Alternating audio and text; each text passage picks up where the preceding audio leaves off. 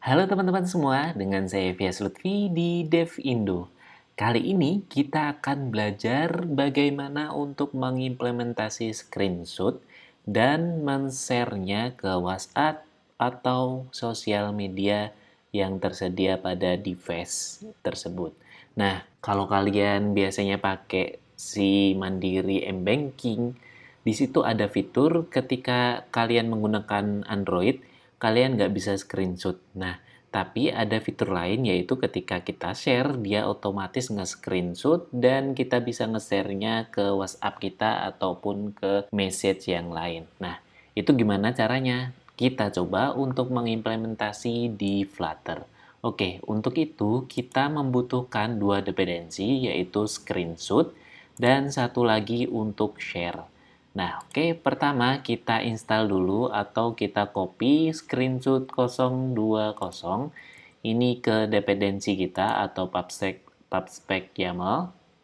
Nah, sebelum itu, ini saya contohkan aja, saya jelaskan lagi. Di sini sederhana aja. Layout sederhana, ada image, ada nama toko, terus ada customer, ada tanggal pembelian, dan lain-lain. Nah, ini bisa kalian isi apapun, list view atau lainnya. Jadi kalau kalian pengen tahu basicnya, berarti kalian harus menonton video-video saya sebelumnya. Nah, seperti biasa, untuk aset harus di-define di PubSpec YAML. Lalu untuk di layoutnya ini sederhana aja, saya ada center, ada column, lalu image, text, size box untuk jaraknya ini, lalu ada list style untuk membuat ini, title, trailing, lalu ada divider, ini ada divider untuk memisahkan ini. Nah, nggak ada style aneh-aneh dan kita implementasi balik lagi ke screenshotnya. Tadi udah kita copy lalu paste aja pada di bawah Cupertino icon ini. Dan satu lagi untuk share-nya juga kita copy lalu kita paste di sini. Jangan lupa untuk di-save, kita tunggu sampai tidak ada error atau outputnya adalah 0. Nah, oke, sambil menunggu ini loading, kita pergi ke main.dart. Ini adalah layout yang sudah saya buat. Nah, untuk menggunakan screenshot, berarti kita harus mendefine si screenshot-nya sendiri. Nah, untuk screenshot ini kan dia akan menyimpan file yaitu file gambar. Nah, untuk itu kita harus define-nya untuk menyimpan file gambar di sini, file. Oh ya, ini udah selesai, tidak ada error, exit code 0. Nah, file lalu kita namain image file, underscore image file biar lebih gampang aja. Oke, ya, di sini ada merah karena harus kita import di sini yaitu Dart.io. Jadi import library untuk Dart.io seperti ini. Dan selanjutnya kita define ada screenshot controller, kita bisa copy ini aja. Lalu kita copy semuanya di sini biar lebih gampang. File image sudah kita buat, di sini kita paste. Screenshot controller sudah kita define, tapi ada merah karena kita belum mengimportnya. Jadi harus kita import dulu screenshot.dart-nya ini. Oke, selanjutnya kita akan bikin fungsi ketika diklik di sini, ketika diklik dia akan membuat screenshot satu halaman full ini. Nah, gimana caranya? Berarti kita harus membuat fungsi. Di sini saya namain text screenshot underscore text screenshot. Nah, di dalamnya berupa sinkronus karena kita nggak tahu berapa lamanya untuk mengambil gambar ini. Untuk selanjutnya, kita define dulu si image file-nya ini sebagai null, yaitu sama dengan null. Dan kita memanfaatkan si screenshot controller ini. Kita define di sini, udah kita copy, lalu screenshot controller dot kita pakai fungsi untuk capture. Nah, di dalam fungsi capture ini kita bisa mengaturnya, contoh untuk mengatur delay. Jadi biar ada delaynya kan nggak mungkin cepet banget, jadi kita harus mengaturnya manual, delay.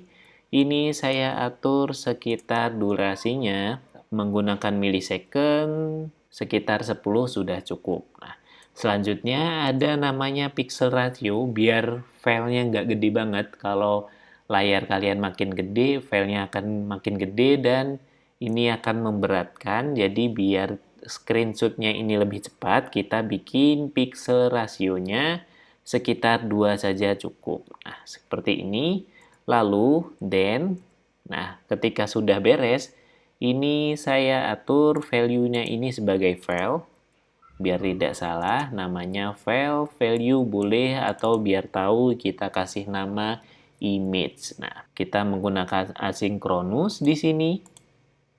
Kita hapus dulu nulnya, menggunakan asinkronus, lalu di dalamnya saya akan mengirim si hasil capture-nya ini untuk sebagai file image-nya. Jadi harus menggunakan set state karena kita tidak menggunakan state management apapun. Di sini tinggal panggil aja set state, lalu kita panggil si image file, dan kita kasih value, yaitu value den-nya ini den image.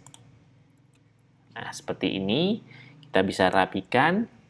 Oke, kelihatan di sini kita menggunakan durasi milisecond untuk mengambil screenshot dan pixel rasionya 2. Dan ketika sudah mendapat filenya, dia akan mengirimkan filenya ini sebagai image file. Jadi kita atur si image file. Nah, untuk itu kita simpan si image file ke direktori lokal kita.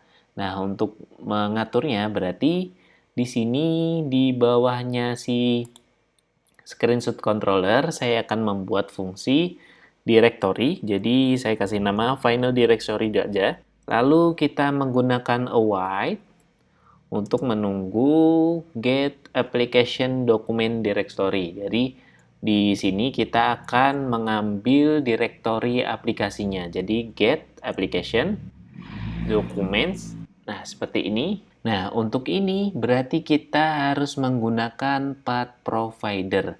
Jadi kita install dulu untuk get application document directory ini dengan menggunakan path provider. Kita cari di pub.dev. Di sini kita bisa mencari path provider karena kita tidak bisa mengambil langsung direktori si aplikasi kita dengan Flutter. Jadi harus ada bridgingnya. Kita menggunakan path provider ini, lalu balik lagi ke pub spec dan save yang path provider kita copy tadi. Yap, udah beres. Kita balik ke main sini. Di sini kita akan mengimport path provider. Ini tadi kan merah karena kita belum mengatur path provider. Nah, ini directory ini berupa path si aplikasi. Nah, tinggal titik 2 di sini. Oke, selanjutnya kita kan tadi udah mendefine image dan kita udah mendefine directory aplikasi. Nah, si image-nya ini akan saya taruh di directory ini. Gimana caranya? Kita convert dulu si image-nya ini berupa byte. Jadi, si image file ini, saya copy image file. Kita atur dulu formatnya adalah integer 8 list. Dan jangan lupa untuk diimport si ini berupa unit listnya ini. Nah, ini adalah tipe data. Ini otomatis ngimport kalau kalian menggunakan VS Code dan mengenternya.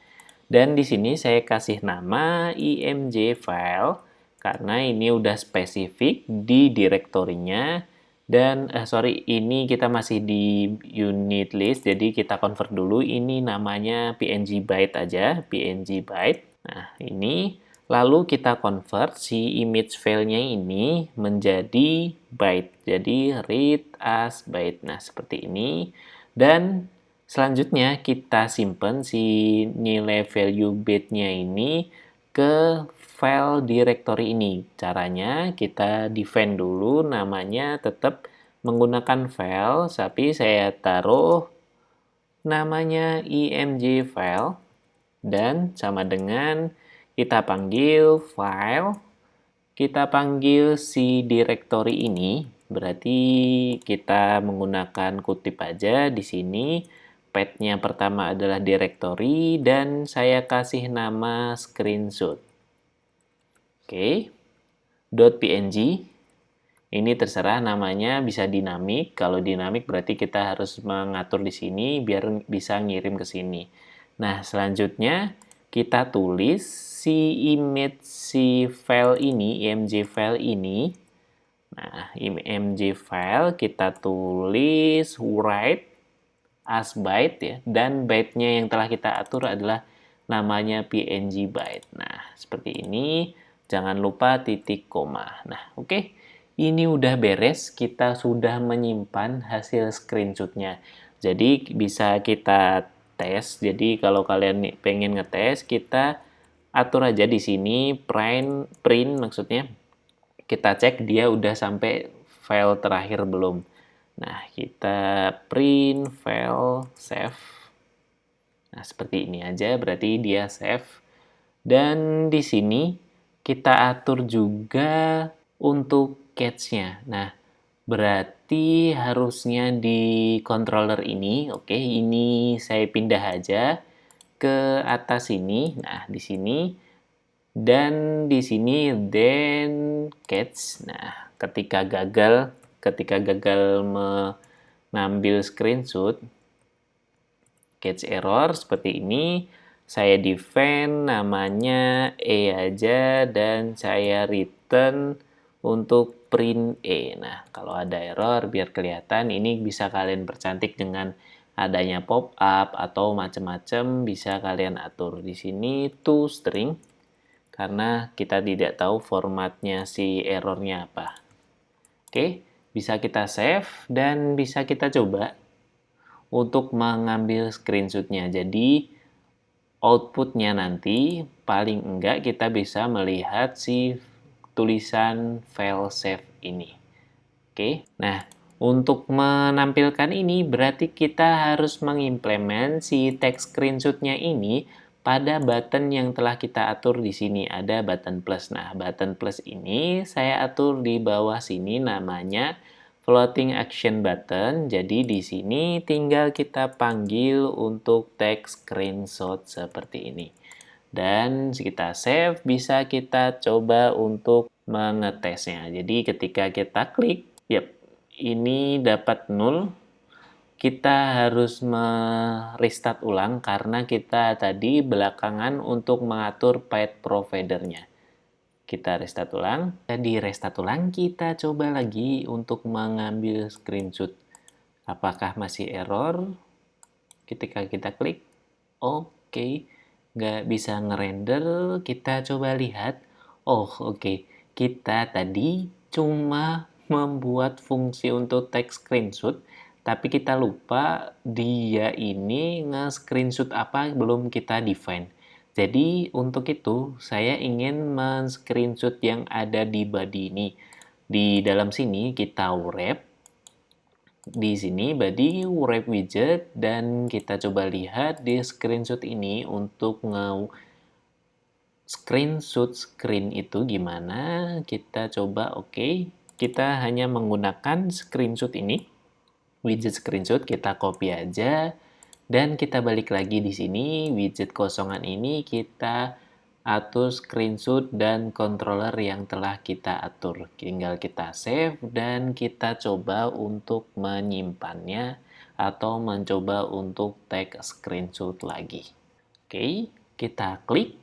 Yap, dia udah bisa mengakses si path provider dan filenya udah tersave. Nah, selanjutnya PR gimana ketika kita sudah mengklik si screenshotnya ini, langsung kita share. Nah, di sini di habis file save ini kita bisa uncomment si printnya atau menghapusnya. Nah, kalian bikin fungsi namanya await untuk share. Jadi share ini telah kita install tadi di pubspec-YAML tadi. Share ini kita import di sini dan kita menggunakan fungsi untuk men-share si file. Jadi .share file ini kalau share aja dia akan men-share teks. Nah, kalau berupa file berarti harus share file. Nah, seperti ini. Nah, ini gunanya kita mendefine si screenshot-nya ini untuk mengetahui share file ini harus mengambil di directory mana. Nah, untuk itu kita udah mendefine ini, tinggal kita copy aja di sini. Copy lalu paste di bagian share file-nya ini. Nah, di sini share file karena bisa berupa array atau beberapa gambar, jadi di sini harus kita bungkus dengan array juga seperti ini biar tidak error. Untuk selanjutnya kita bisa menamakan si teksnya ini, umpamanya kita ke WhatsApp, biar nggak ngetik-ngetik lagi otomatis ada kata-katanya, berarti kita harus menulisnya atau mendefine-nya teks, lalu kita kasih nama ini screenshot. Ini bisa dinamik juga, tergantung kalian mengaturnya di bagian sini ya, text screenshot-nya. Sini. Coba kita save, lalu kita atur untuk si share-nya ini kita tes, maksudnya kita klik. Nah, otomatis dia akan memunculkan fungsi ini. Nah, kita bisa men-share-nya dimanapun. Ini karena emulator, jadi bawaannya cuma ada ini. Kalau kalian real device, pasti ada si WhatsApp, atau ada Telegram, atau yang lainnya. Oke, ini cukup sederhana, tapi mungkin bagi kalian yang mendevelop aplikasi, pengen si usernya nggak usah screenshot pakai device, otomatis di sini dan nge-share, ini sangat bermanfaat sekali dan kalian bisa melihat si source code ini di GitHub saya yang linknya ada di bawah video ini. Sekian dari saya, kalau kalian suka jangan lupa untuk share ke teman-teman kalian dan subscribe kalau suka. Kalau enggak ya enggak apa-apa sih. Semoga ini membantu kalian untuk mendevelop aplikasi kalian. See you!